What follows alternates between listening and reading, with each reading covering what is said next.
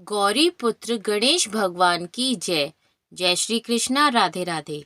नमस्कार दोस्तों, आपके अपने YouTube चैनल एक्सप्लोरिंग देव स्थानम में आपका स्वागत है।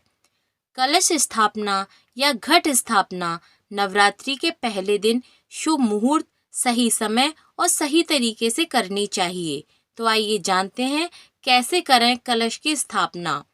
कलश स्थापना के लिए सबसे पहले कुछ आवश्यक सामग्री एकत्रित कर लेनी चाहिए, जैसे जौ बोने के लिए मिट्टी का पात्र, साफ मिट्टी, मिट्टी का एक छोटा घड़ा, कलश को ढकने के लिए मिट्टी का एक ढक्कन, गंगा जल, सुपारी, 1 या 2 रुपए का सिक्का, आम की पत्तियां, अक्षत, मौली, ज्वारे, इत्र, फूल और फूल माला, नारियल, लाल कपड़ा और दूर्वा। तो आइए जानते हैं कलश स्थापना की विधि। नवरात्रि में कलश स्थापना देवी देवताओं के आह्वान से पूर्व की जाती है। कलश स्थापना करने से पूर्व आपको कलश को तैयार करना होगा, जिसकी संपूर्ण विधि इस प्रकार है। सबसे पहले मिट्टी के बड़े पात्र में थोड़ी सी मिट्टी डालें और उसमें ज्वारे के बीज डाल दें।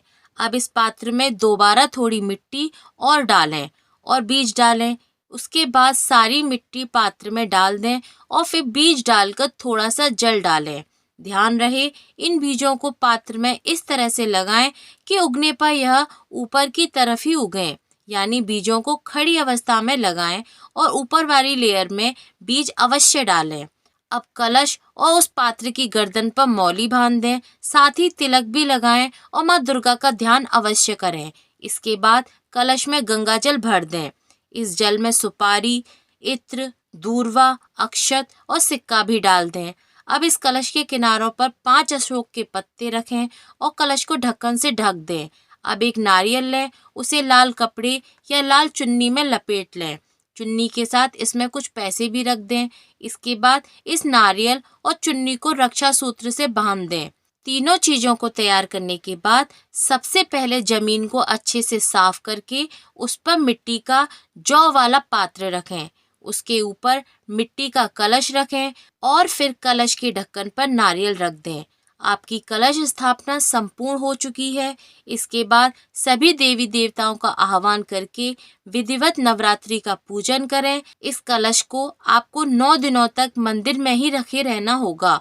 बस ध्यान रखें, सुबह शाम आवश्यकता अनुसार इसमें पानी डालते रहें और माँ दुर्गा का ध्यान करते रहें। इस प्रकार विधि विधान से कलश स्थापना करनी चाहिए, माँ दुर्गा का ध्यान करना चाहिए और मन ही मन उनसे अपने परिवार में सुख शांति समृद्धि की प्रार्थना करते रहना चाहिए, जिससे माँ दुर्गा का आशीर्वाद आपके व आपके परिवार के ऊपर सदैव बना रहे। बोलिए दुर्गा माता की जय।